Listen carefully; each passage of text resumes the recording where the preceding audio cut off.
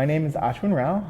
I'm a Leica from Seattle, Washington, and I've been shooting Leica digital cameras for about 10 years now.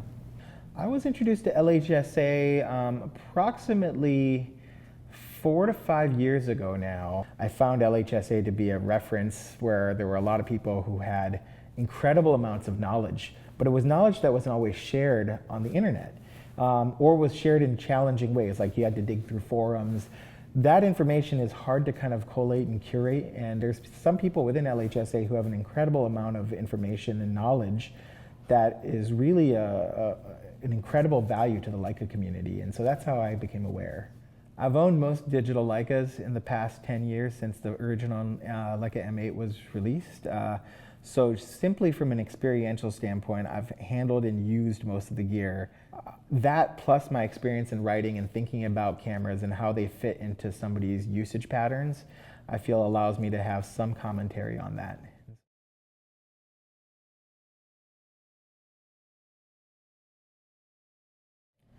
So I think the first tip I would say is for choosing the right Leica for you is deciding whether you want to shoot digital or film. I generally think that if you're a film photographer, you're more likely to be a little bit more measured in the way you shoot photos. You know, you have a roll of 36 exposures that you can use in any given day, and then as many rolls that happen to be in your bag. With a digital camera, you have essentially unlimited space depending on how many SD cards or memory cards that you happen to have with you. And so I think that to some degree, your choice of film or digital depends on how much of a volume shooter you are. And then there's other aesthetic differences in terms of preferring the way that film visualizes imagery versus digital. The nice thing about digital photography, though, is that digital cameras allow you to have a fair bit of flexibility in terms of processing, and it allows you the immediacy of being able to capture that image, come home, take a look at it, process it, and put it out there relatively fast.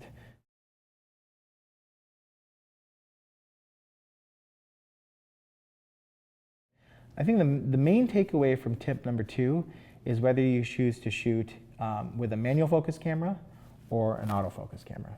The ability to shoot in the rangefinder way of seeing is really necessitates a manual focus approach to shooting photography. So do you prefer to have all control, essentially your own control over imaging parameters such as shutter speed, aperture, focus, ISO? The rangefinder way of seeing allows you to really do that. Now, if that's too tedious, or if you shoot in a way that becomes a cumbersome task, or maybe if you can't see or focus appropriately, then you may want to choose an autofocus option, and Leica offers several of those types of cameras as well in their current repertoire.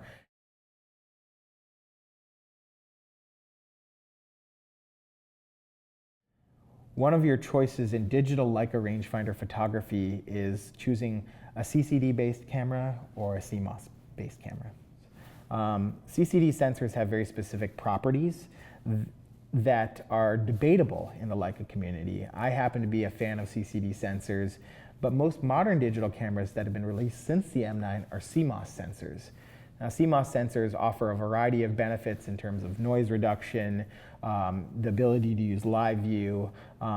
Heat is less of an issue with those particular sensors, and so they're often easier to employ in digital cameras, but they come with potential prices as well. And so there's a debate about whether you're going to shoot a CCD camera or a CMOS camera. That's a very popular debate in the Leica community. And so when somebody is faced with that choice, they may have to decide which way to go. I tend to favor CCD sensors because I find that those images really pop off of the screen when I take those. But others favor the versatility of a camera like the Leica M240, which has a variety of extra features like better low light performance, more dynamic range, some things that may be very appealing to other photographers. So there's a balance there that you have to choose and try to figure out what works for you.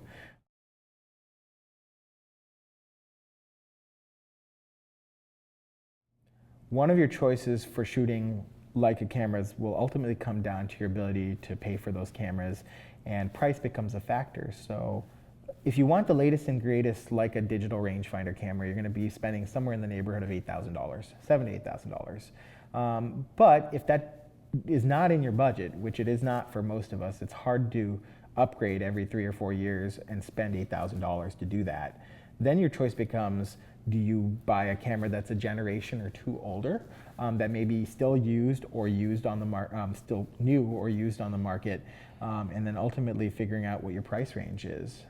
I think the ultimate point is that there's choice in both camera body as well as choice in lenses. If you decide you want to get a brand new Leica digital body and a brand new lens to pair with it, you're going to spend quite a bit of money. Leica lenses range from $2,000 to $10,000 or more in price for a brand new lens. But if you choose to select a lens that's a little bit older or an off-market lens, you may be able to spend significantly less and make the price proposition a little bit more palatable.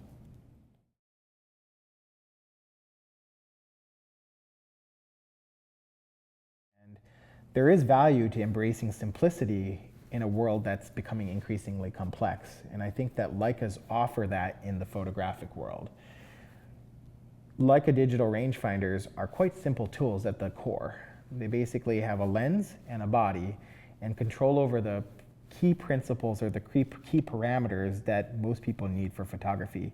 Now, if you pick up a camera from another companies, there's many of them out there, they're often covered in buttons and there are infinite choices. Some people enjoy those choices and enjoy being able to control every little parameter in a fairly comprehensive way, but sometimes that takes away from the photography and it takes away from your ability to actually see the image. And so ultimately what a camera should be, at least for me, is an imaging tool. It should be the tool that allows me to see what I want to see in a way that's effective, discreet, and efficient. And it should allow me to capture an image in a way that I feel is representing how I saw the image myself in that moment. And so Leicas do that in a very simple, powerful way. They are simple bodies. They have just a handful of dials, I think probably 2 or 3 dials on the current digitals. They don't have an extensive button menu. They don't have complicated menus. They are very, very simple devices in many ways. But in that simplicity, there's quite a bit of power. Your camera gets out of the way. And as long as you're willing to commit to understanding what photography is, understanding what aperture is, understanding what shutter speeds you need, what does ISO actually mean to both the image quality as well as to your ability to see in various light settings, if you understand those basic principles of photography, then the Leica becomes an even more powerful tool by which to kind of draw the image of the world that you wish to see in.